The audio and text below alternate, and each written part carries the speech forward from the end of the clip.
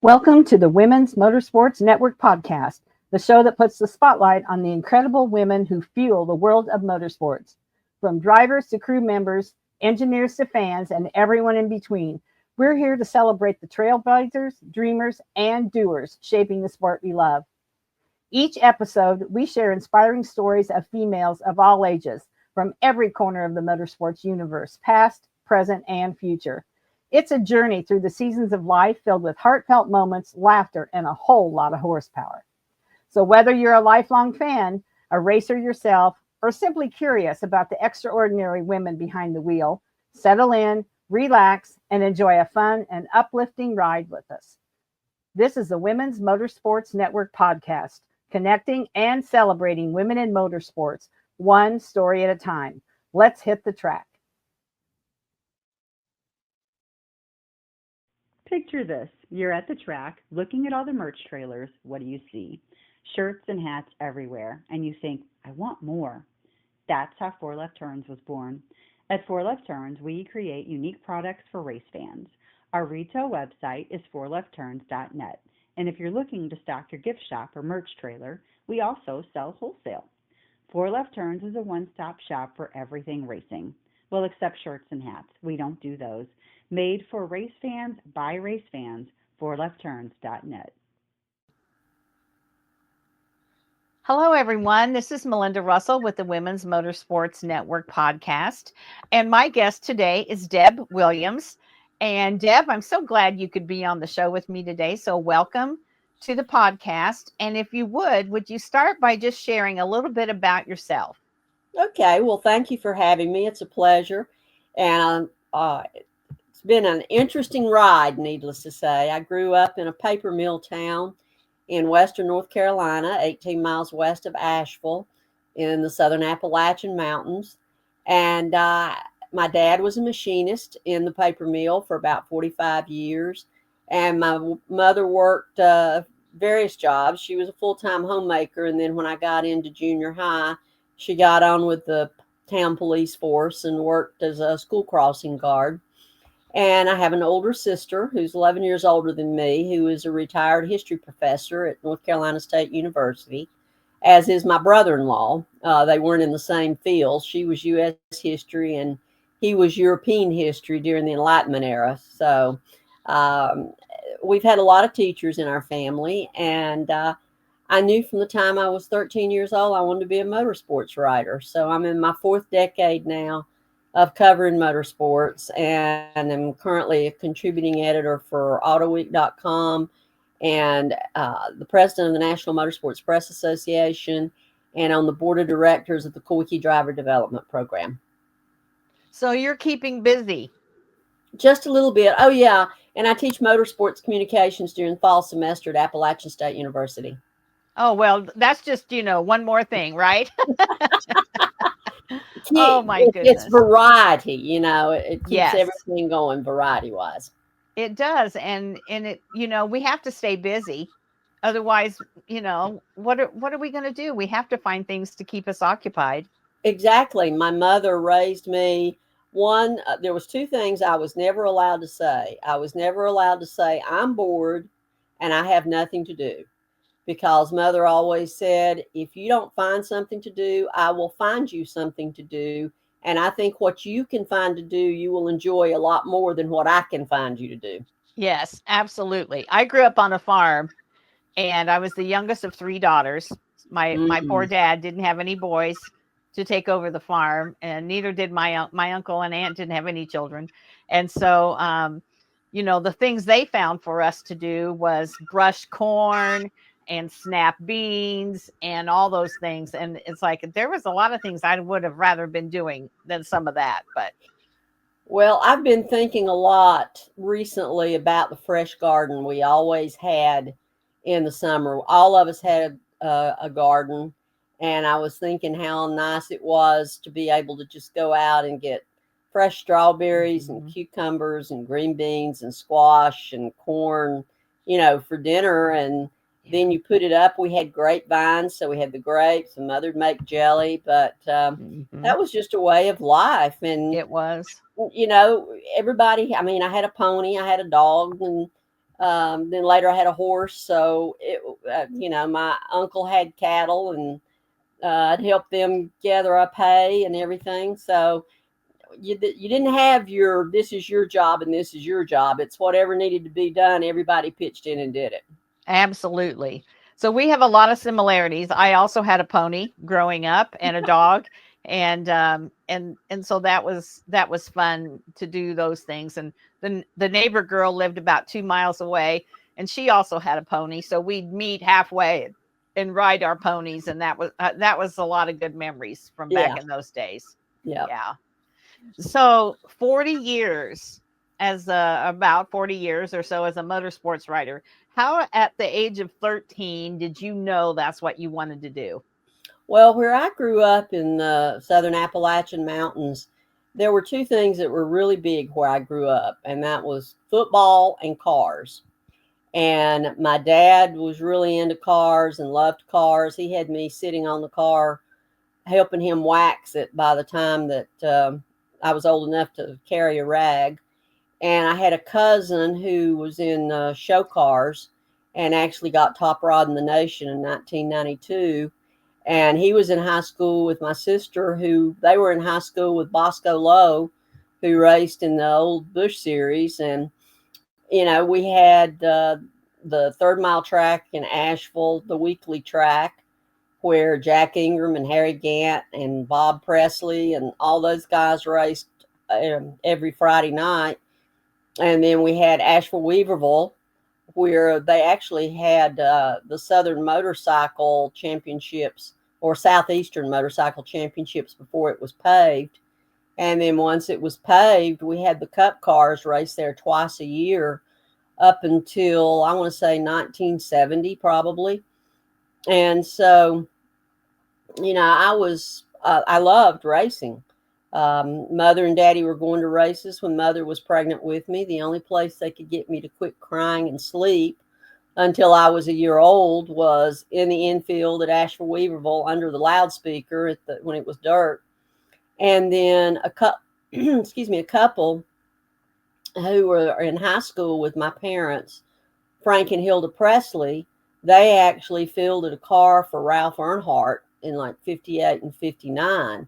And I was down there at the garage one day with Daddy. I grew up around car garages and ball fields and horse shows. And so Frank Presley had pushed Ralph Earnhardt's car out front of Presley's garage so that he could work on the cars, he and his son needed to work on. And that's the first race car I ever got to really touch and see. I put my hands on the passenger side and pulled myself up on my tiptoes. I guess I was about 5 years old, and looked inside. Man, I was hooked. I loved racing. And our extensions of our family loved racing. I had a cousin that was a big Fireball Roberts fan, and Daddy was always taking vacation every February to go to Daytona for the Daytona 500. And I still have a program that he brought me back from the 64 Daytona 500. Invariably, I always got the flu and messed up his vacation. But I was raised that if you don't like something, don't sit around and grumble about it. Get up and do something about it. And so I was constantly finding statistical errors in the racing articles that were published in the Asheville Citizen, which was the daily newspaper I grew up on. And so at 13 years old, I just decided, well, I can do just as good or better. So I thought that would be a cool deal, would be to be a motorsports rider. Now, I kind of had to alter a little bit because I found I couldn't get a job necessarily if I limited myself that much. But so I said, be a sports rider, preferably a motorsports rider. And I wouldn't trade the years that I covered everything for United Press International, from ACC football and basketball, the hostage situations, to tornadoes, to hurricanes. I mean, you name it. And that was when I got to cover Richard Petty's 200th victory at Daytona when President Reagan was there. So I've been very, very blessed. Not many people get to do what they want to do or their dream job. And I've been fortunate to do it for over 40 years now. Wow, what a story. You need to write a book, Deb. I've had a lot of people tell me that lately. Yeah. Because you probably have met so many interesting people and told their stories that you could share those. Yeah, that's really cool. So I was a big Reagan fan, so I would have been tickled to death had I been there when Mm. Reagan was at the race. Yeah, very, very cool. That What? was an interesting day because, that was before they rebuilt Daytona into the palace that it is now. And the press box had a line, sight line to the broadcast booth where President Reagan was with Ned Jarrett. And they actually had a Secret Service agent stationed in the press box with us. And they checked everybody going in through the gates that morning. We had the TRS Model 100s, or the Trash 80s, that Radio Shack sold. And they looked to see if it had been taken apart and put back together. But the really cool thing that day that you would never see happen now, because you don't have really the paper handouts, but back in 1984, they had the pit notes and the rundowns and the cumulative statistics and everything was printed out and passed out to all the media. Mm-hmm. And so all of the media there that day that wanted Richard Petty to sign their rundown, Richard sat in that press box and signed everybody's rundown until everybody had their rundown signed that wanted them signed. Wow, that's amazing. Those are the stories you don't really hear about. Yeah, yeah. And Yeah. they invited us all to the picnic that they had for the racing community down in the garage, but it was kind of like, well, we are riding on deadline. I don't think we can come down there, but Yeah. it was nice that they invited us. Right. Do you have a favorite person that you've interviewed? Oh, gee, Or that's or a tough one. That's a yeah, or tough a one. few? Who would be maybe some of your favorites? Well, it was interesting. Richard Petty's got to be at the top of the list because growing up, I was a Richard Petty fan. And it was interesting in that the first time I went to the garage twice in Randleman at Petty Enterprises to interview Richard. And the second time, as we were leaving, I was still with UPI then, and I looked at the photo editor and I said, I think that interview went a lot better than the first one. And he looked at me, he said, why don't you? And I said, no, why? And he said, because the first time that you came here as a fan, and it was something you had always dreamed of doing, which was coming to Petty Enterprises and sitting down and interviewing Richard Petty. And he said, this time you came as a reporter. Mm-hmm. And that's why it was better. Yeah. So, but I've, I enjoyed interviewing Burt Reynolds. That was fun. Oh, and why was that? How did you interview him? Well, that's when they were filming Stroker Ace. Okay. And they were filming Stroker Ace at Charlotte Motor Speedway. And because I was with United Press International, they allowed me to come in on set, and I got 30 minutes with Burt Reynolds during a lunch break. So that was cool. That was cool. That is cool. Very cool. And it's hard to think right off the top of my head. Yeah. One thing that was really neat was the year that Mario Andretti was inducted into the International Motorsports Hall of Fame. Bill Broderick had handled the seating assignments at the tables, and I was seated at the table with Mario Andretti and the Italian ambassador to the United States, who they had invited to be there for Mario Andretti. And he and Mario sat there and spoke Italian to each other through the entire dinner. I had no idea what they said, but I was just absolutely enthralled. Who would have ever thought that a Milltown girl from the Southern Appalachian Mountains would be sitting here at the dinner table with Mario Andretti and the ambassador from Italy to the United States. I mean, that was just a cool night.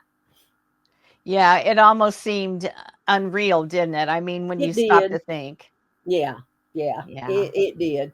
And so many times you're in the midst of just doing things and covering it, particularly if you're on deadline, and you really don't think that you're actually getting to witness history and be a part of history Yeah. until you reflect back on it. And then it's like, wow, that's pretty cool. I wish I'd paid more attention. Mm-hmm. But, the friendship that I developed with the Petty family, particularly Linda Petty, was like my second mom when I was at the racetrack, and I miss her tremendously.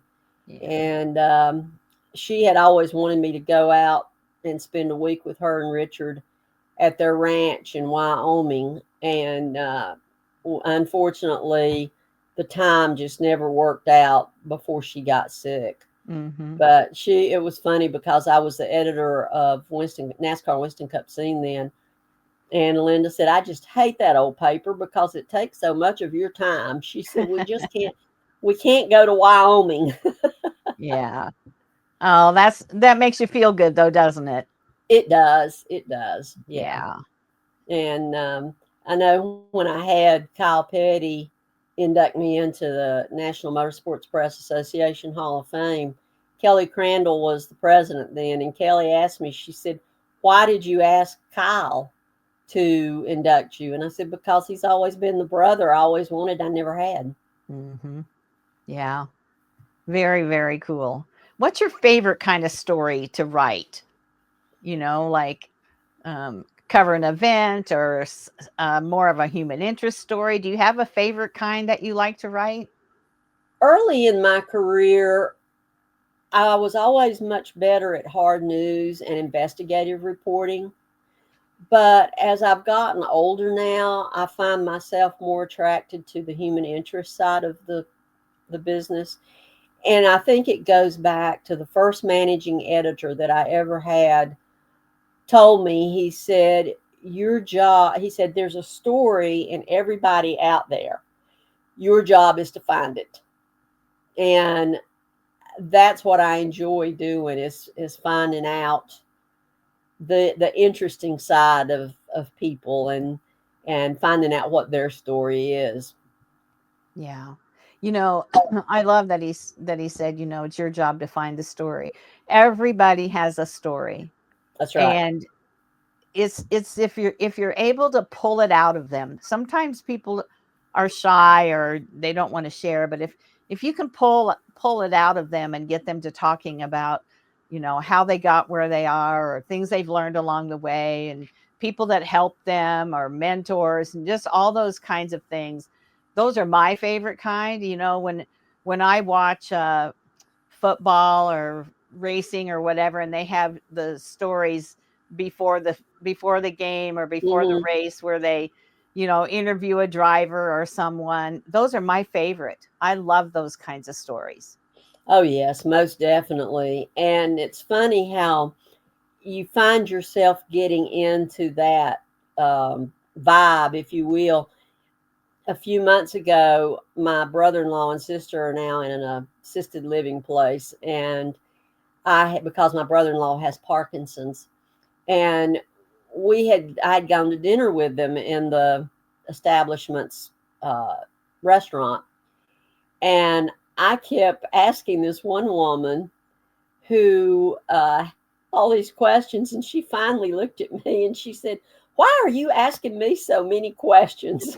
I said, "Well, I'm a reporter. That's just what I do." But yeah, it was funny in my younger days. You get used to looking at your watch for deadlines. And I was out on a date one time, and the fella that I was on the date with looked at me and said, "Do you have to be somewhere at a certain time?"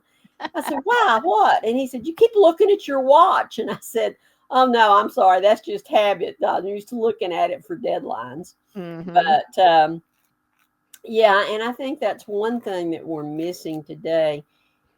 People are missing that human connection. They tend to make themselves the story rather than being the person telling the story. Mhm. And I think that's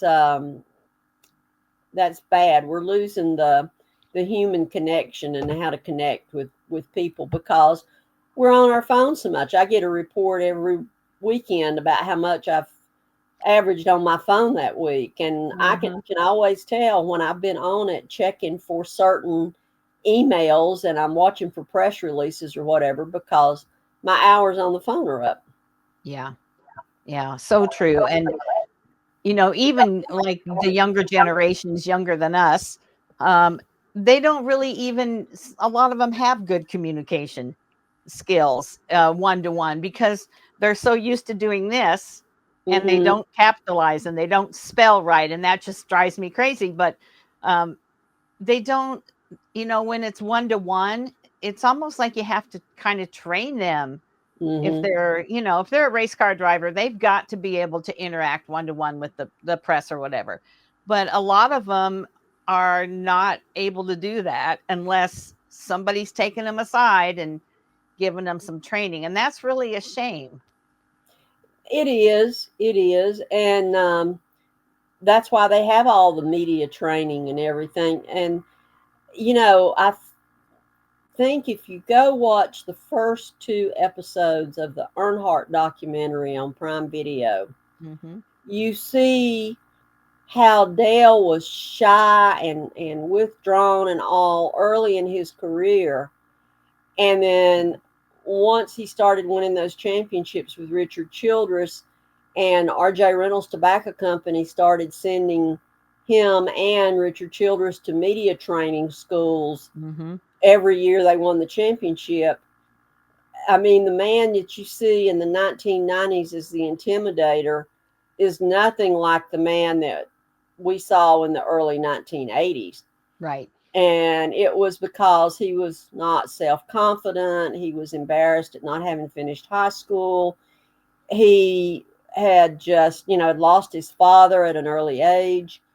And he had to just plug and scrape and work as hard as he could to get everything. Hmm. And he felt uncomfortable in a lot of social situations. So I think that's a good example of how you can come out of your shell and make it very beneficial to you. Yeah, very true. And Dale Jr. is the same way. He was True. very shy. And Yes. now look at all the things that he's doing. He does a Hmm. podcast three days a week, and he's an announcer on television. Those are things that as a younger man he would have never dreamed of doing. He hated doing interviews.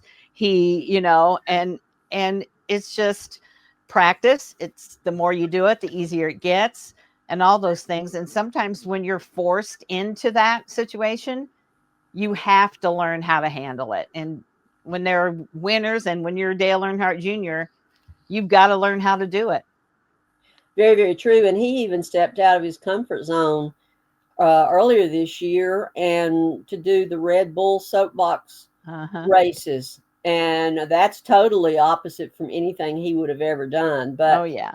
it's interesting you bring that up about the social connection. And that's one big thing I have noticed about the young reporters coming along now. And a lot of it has to do with the fact that we have so many night races.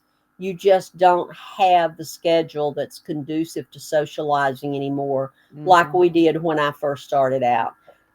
But when I first started covering the sport, now I was covering the weekly short track races at Asheville before I went with United Press International and started covering NASCAR Cup racing, which made me the first female to cover NASCAR on a regular basis for an international wire service. But we had all types of social events. I mean, RJ Reynolds and Unical had the 600 winners dinner. Uh, Darlington had the Unical Darlington Record Club, and Unical sponsored what was they had a panel of experts with a dinner in Daytona all the time. The garage closed at 5, and I mean there was just PR people.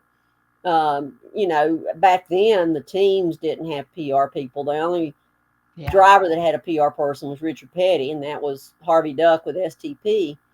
But you had Pontiac had a PR person, and Ford and Oldsmobile and Chevrolet, and they would take different groups of media out. And then when Felix Sabates came along, he would take out certain media people, and you'd all wind up at the Chart House in Daytona Beach, picking on each other and everything. And there were certain restaurants in certain areas, certain towns and all, where people would take out media, like Bob Kelly, when he was with Ford, would take 3 or 4 media people out to the Blue Coat Inn in Dover, Delaware. And then there was a place in Delaware where was a favorite place for everybody to go, teams and media and broadcasters, to it was the name of it, Sambo's, and they just bring steamed crab legs out in huge trays, and that you sit there with a mallet and break it right on the table. And it was old newspapers rolled out was what covered the table, and when one table got done, they rolled up the newspapers and put out fresh newspapers. So everybody had their favorite places to go eat on the circuit then. But you don't have that socialization anymore because of the schedule. Now you're at the racetrack 12 and 14 hours a day. And I know the day of the 600, and I live 9 miles from Charlotte Motor Speedway, and I was at the track by 2 o'clock that afternoon, and we didn't even get Ross Chastain for his post-race interview until 1 a.m., and it was 3 a.m. Monday before I got in bed. Yeah. So there's just no time for that camaraderie that there used to be. And that's really a shame, because to me, that's where you build those lifelong relationships and friendships, and you're kind of cohesive. You might be writing for different news organizations and whatever, but yet you're all there to do the same thing, and that's cover the sport the best it can be covered and tell the stories. And the fact that you don't have time to really spend with each other is kind of sad. Well, it is. And, the interesting thing was when you had so many media covering it, you actually had your little cliques that would develop. You'd have one clique and another clique, and you'd have another one that tried to kind of keep up with the other two, But you also, the drivers didn't have motor homes, and they didn't have the lounges in the front of the transporters. The front of the transporters was where they carried the engines. So you build up, whether or not you got the stories depended on how you built your relationship with the team owners and the crew chiefs and the different crew people. I mean, I used to know at least one person on every race team, and that's not the case now. But, that actually started kind of going away when race teams started getting PR people, and you had PR people for drivers that some of them were very good and others were gatekeepers. Yeah. And which is what led to the media availabilities that we have now. But I was fortunate. I had some really good mentors and who took me under their wing and guided and coached me. And, for example, Bob Latford, who a lot of people may not remember, but he was actually the one that created the point system that was used up until 2001. And Bob would tell me little things, like the first time I went to Daytona for my first speed weeks. And he told me, he said, you need to make you a name tag that identifies you as the UPI person. Because he said, yes, the people in the Carolinas know you're with UPI, but when you get to Daytona, there will be a lot of people who do not. And you just need to have your name tag on. So if they're looking for the UPI person, they know who to find. And, back then too, you didn't have, Talladega had no infield media center. Charlotte didn't have an infield media center. And you would go in the garage and get do your interviews. and then go in the press box and write. And they always brought the winning driver was always brought to the press box. So everybody worked out of the press box, and now it's reversed. Mm-hmm. But you also don't have a lot of the people anymore that would pull jokes like Tom Higgins and Steve Wade. And, there was one time, Labor Day weekend, really hot in Darlington, South Carolina, typical Labor Day weekend in South Carolina. And we had a little bitty media center where you could fit 12 people in it. And it was when Country Time Lemonade was in the sport. And they had a lemonade machine, one of those things that, where the beverage keeps kind of going like a drink machine.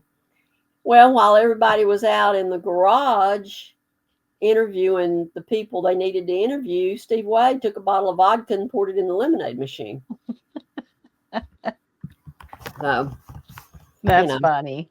And I told one reporter, I said, might not want to drink too much of that till you get your story written. And he said, why? I said, because Wade put a bottle of vodka in the machine. He said, I wondered why it tasted better. Oh, but those are the things that made things fun and gave you good memories too. Oh, yeah. Yeah, that's true. That's true. Unfortunately, I still find myself thinking, I need to call so-and-so and ask them such and such, and they're not with us anymore. Yeah. So I'm thankful that I came in and started covering the sport when I did, because I was here when it exploded into a national sport. Mm-hmm. So it was wonderful being here through the 1980s and 90s when everything was growing like a runaway train. Yeah. Yeah. What's been the thing about writing that's stuck with you all this time? Why have you done it for so long? It's fun. I enjoy writing, and I enjoy telling other people's stories. I like informing people, and I think if I can help them understand somebody a little bit better, then I've done my job. But it's fun to just put it together and then look at it and go, wow, that came out of my brain. Mm-hmm. But writing's always been fun to me. When I was in the 4th grade, I would sit around and write short stories for the fun of it. Yeah. So it's something that I've always enjoyed, and I loved books. I remember the first time that I went to the Biltmore estate and saw the Biltmore House. The beautiful library in the Biltmore House is what caught my attention. And I promised myself that I would have a library in my house.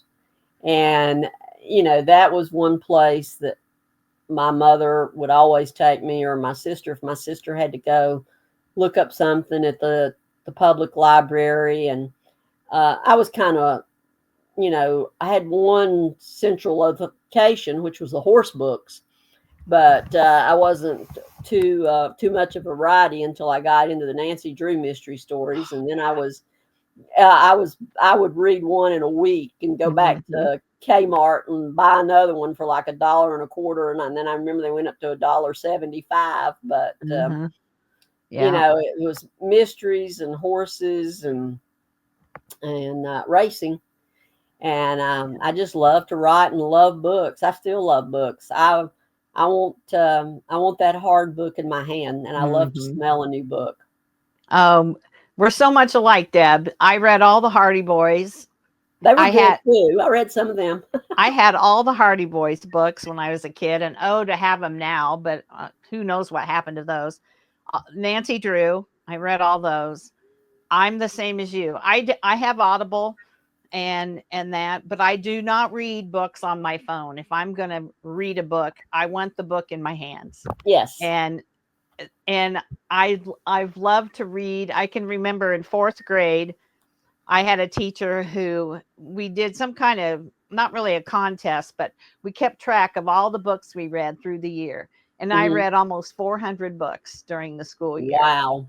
And I got some kind of special prize. I don't even remember now what it was, but I just read all the time, and I still love to read, magazine articles or whatever it might be. That's just something I love to do, and that's kind of a lost art too.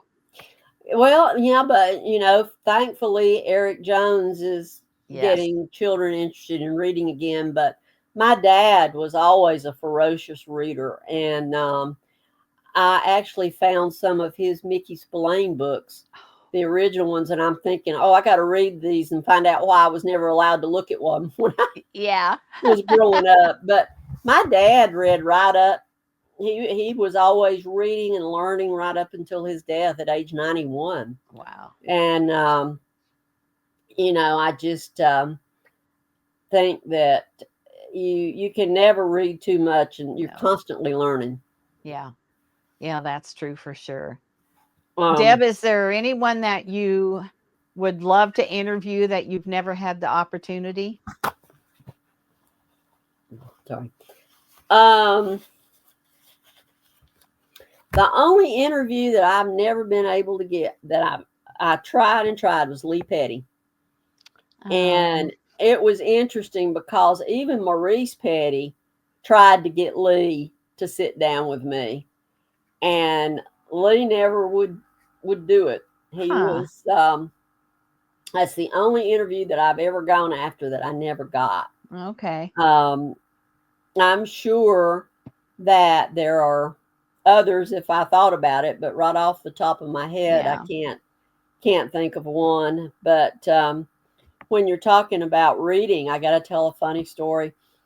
When you were talking about you read 400 books, when I was in the 9th grade, my English teacher had us do our book reports as a To Tell the Truth TV version of that show.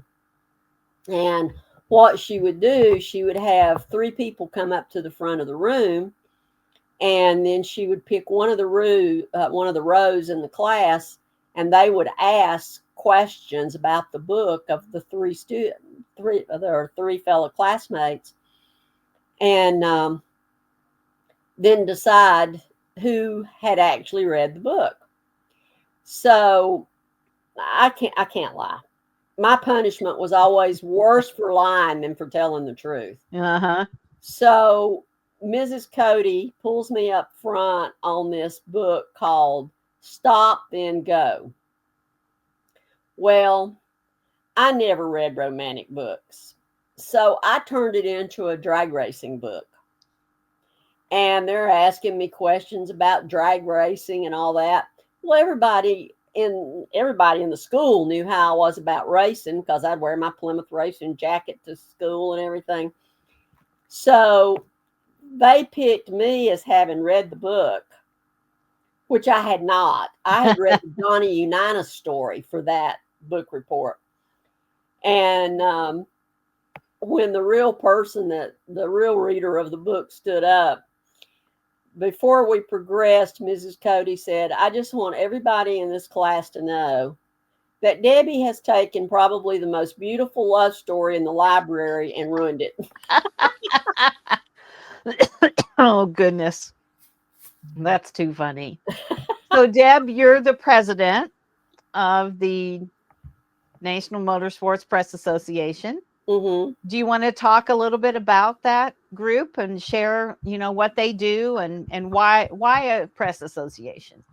Well, it was actually when it was created in the early 70s, maybe even late 60s, it was actually the Southeastern Motorsports Press Association. And then it converted to the National Motorsports Press Association in the early 1980s. And, we work with tracks and sanctioning bodies on credential issues, press box issues, making sure everyone has what they need. Our big thing is our Hall of Fame, which is housed in Darlington, South Carolina. And we're currently in the process of determining who's going to go on the ballot for the 2026 induction. We've now got 23 names that have been nominated, so we got to reduce that to 5. But we have a convention. We have our annual awards ceremony for broadcast and print, and we've been bringing drivers in the last 2 years. We've had seminars the last 2 years, so it's promoting the to become better journalists is what it is. And you can go on the NMPA website and read all about our bylaws, see who's in the Hall of Fame, see the officers. And I know last year when I was teaching at App State, and I told my class on the first day, I said, whoever has the highest average is going to be invited to the our awards luncheon, the NMPA awards luncheon. Well, the young woman was able to attend, and it just so happened that Lynn St. James had been inducted into the NMPA Hall of Fame the night before our awards luncheon. And when this young woman showed up for the awards luncheon, Lynn had come up to me to say her goodbyes and everything. And I said, wait just a minute, there's someone I want you to meet. And I called the young woman over and I said, and do you remember in class when I talked to you about the first woman that won rookie honors in the Indianapolis 500, Lynn St. James? And she said, yeah. She was kind of shy. And I said, well, I would like for you to meet her. This is Lynn St. James. And Lynn was great with her. I walked away and let those two talk, but Lynn gave her advice about her profession and what she needed to do to prepare for it and the documents she needed to have. And, it was just wonderful. And she sat with me at the table, and our table, we had Greg Biffle and we had Wayne Alton, who was leaving as the Xfinity Series director. So, yeah, I think it was an educational experience for her. Yeah, absolutely. She'll never forget that. I know for sure.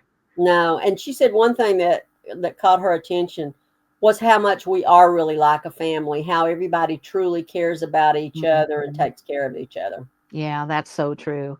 When I do interviews, I ask, almost always ask, what's your favorite thing about motorsports? Why do you keep going back to the track every week instead of doing other things? And it's always the people. That's right. It is. It's a community, and it's just a microcosm of a much larger society. But it's a society where you feel like you know who's got your back, you feel safe, you travel together, you see each other. You may fight like brothers and sisters, but in other words, no one outside that unit should take on the other one. Exactly. Yeah. And no matter where you travel, it seems like no matter where I would go in the United States at this point, I know somebody that if I needed help or something, there's somebody that I could contact because I've just made friends all over the country. You're right. And, just for an example of how everybody takes care of each other, I don't know if you know the motorsports rider from Germany, Wolfgang. And okay, well, it got out somehow on social media last year that Wolfgang had died, which was not true. And so Jerry Jordan of kickingthetires.net was determined to show everyone that Wolfgang was still very much alive. And he flew to Germany on his own dime and met up with Wolfgang. Wow. Took a selfie of him with Wolfgang and put it out all over social media. Now, Wolfgang had some health issues, which might have been where it got started. But he put it out all over social media saying, this person is alive. He's well. I'm here. And when I got to Atlanta for the July race, or June, whichever it was, this summer, Wolfgang was there. And he had come over to cover the Atlanta race. And he had actually, I had connected him with my sister and brother-in-law when they used to go to Germany before the pandemic 6 months a year to study. And So when I saw him in Atlanta, he asked about my sister and brother-in-law, and he said, well, if they're ever in Germany again, tell them to get up with me. So yeah, it's an international, it actually is an It international is. family. Yeah, it really is for sure. Well, Deb, what have we not talked about your life, your stories that we should share? Oh, gee. You have so much. I do. It's, you know, I was just trying to think. Um, One thing that I will say that I considered a really high compliment is we have renamed the Henry T. McLemore Award now to the American Media Motorsports Award of Excellence. Al Pierce to get upset about me getting it incorrect, but we renamed it. And but when I got it, it was the Henry T. McLemore Award, and I was the first woman to get it. And the head of Chevrolet Motorsports at that particular time told me after the event that when his date asked him who I was, he said, I told her you're the Loretta Lynn of stock car racing. Oh, And I thought that was a really high compliment, it knowing sure what is. Loretta Lynn did in country music. And with her, I said, I may not be a coal miner's daughter, but I'm a mill worker's daughter. Right. And, I was fortunate.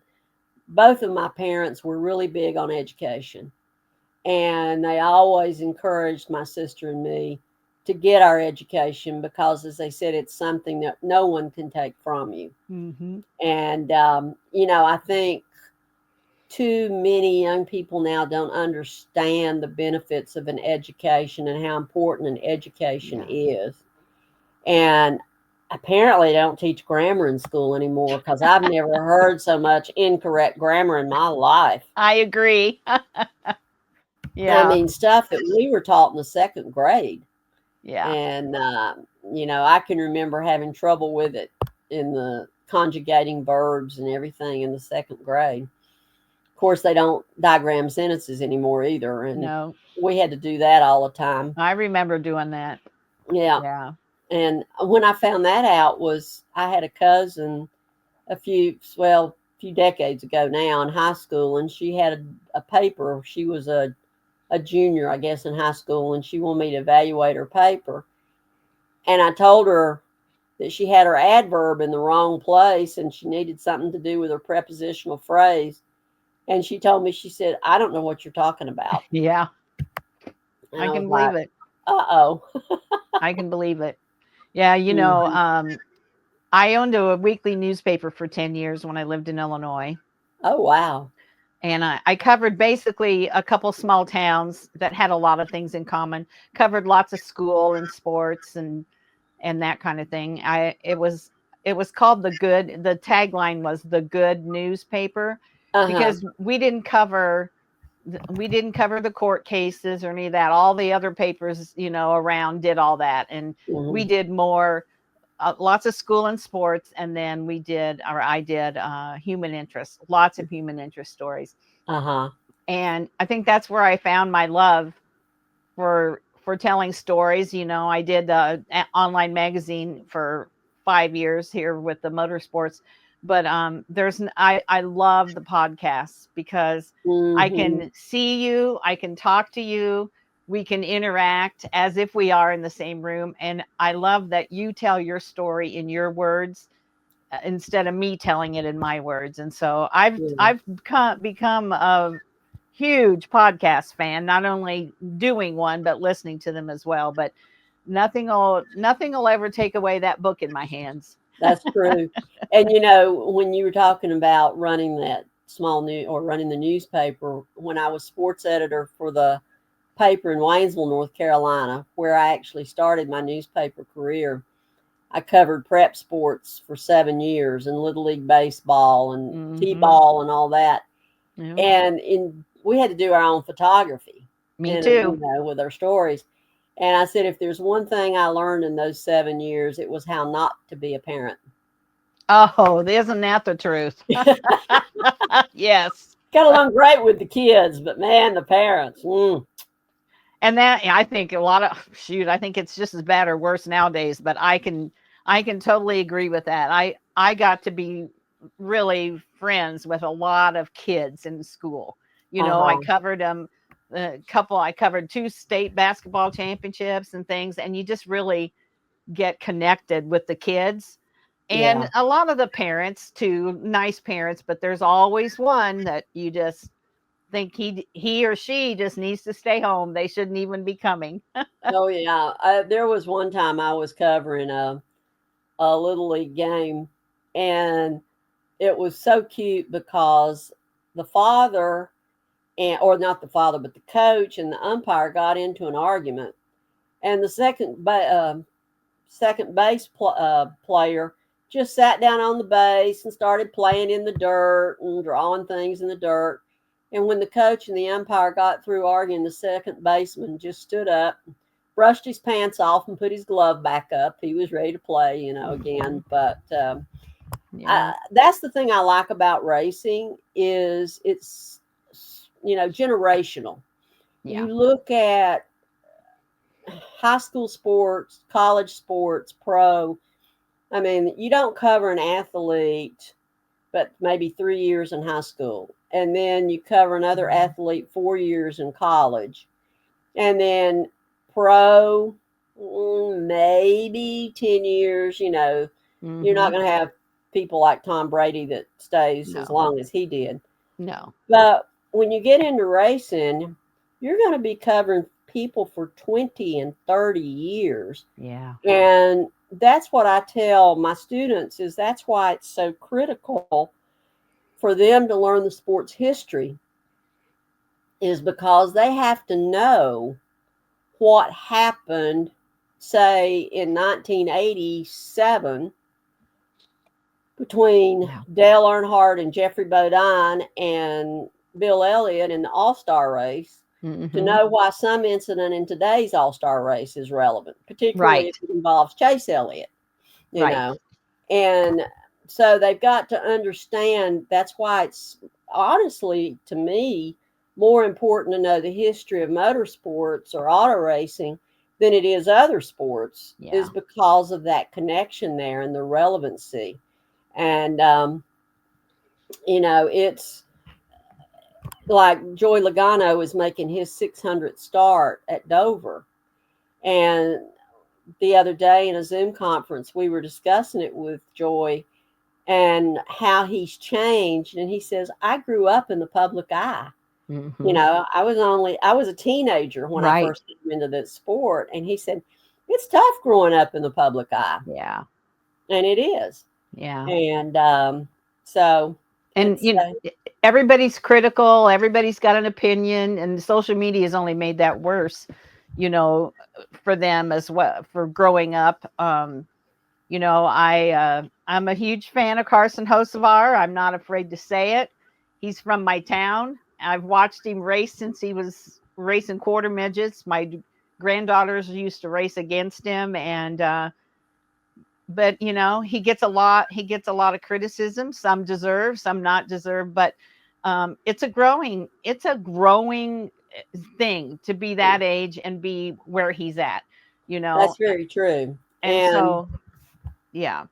I know his PR person and I have talked a lot, and she's telling me, keeping me up on how they're working with Carson to help Mm-hmm. him grow up, so to speak, or Right. mature and handle certain situations. But Yeah. Carson reminds me of something Ricky Rudd told me one time. Ricky Rudd told me, he said, if you'll notice, the really successful drivers wrecked a lot when they first started out because they didn't know how to control their aggressiveness. Mm-hmm. He said, once a driver learns how to control that aggressiveness, when to use it, when not to use it, that's when they start winning.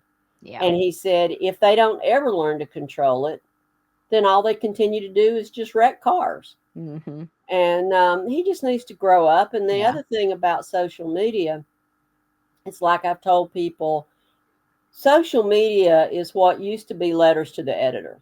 Oh, true. The only difference is when it was letters to the editor, you had an editor editing the letters knowing what was libelous, what was slanderous, throwing out the ones that didn't put a name and address on theirs. Mm-hmm. And you had someone that knew communications law editing those letters and going through them and deciding which ones were printable and which not. Whereas there's no one there Mm-hmm.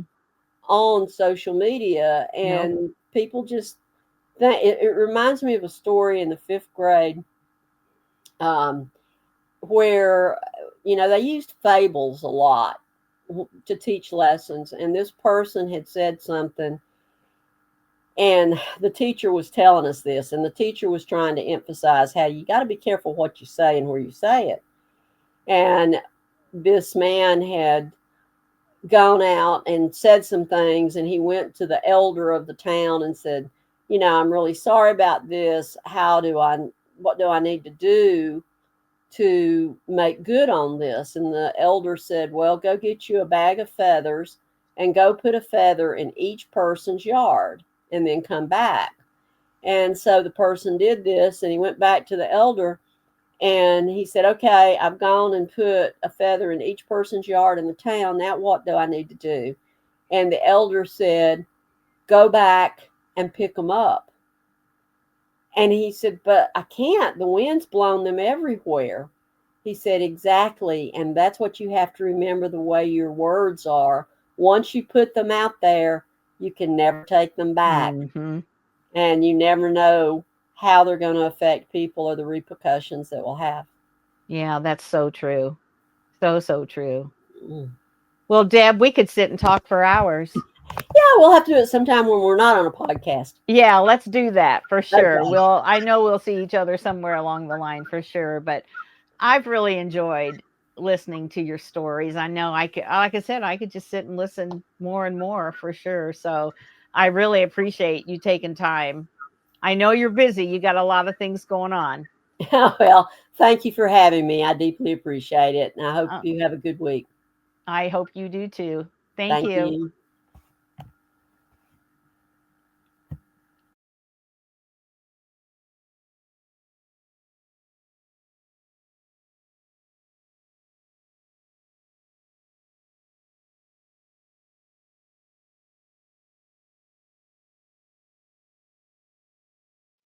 That's it for this episode of the Women's Motorsports Network podcast. We hope you've been inspired by the stories I shared today and feel more connected to the amazing community of women in motorsports. Remember, whether you're behind the wheel, in the pits, or cheering from the stands, your story matters. And together, we're driving change and celebrating every milestone. If you enjoyed today's episode, be sure to subscribe, leave us a review, and share it with someone who loves motorsports as much as you do.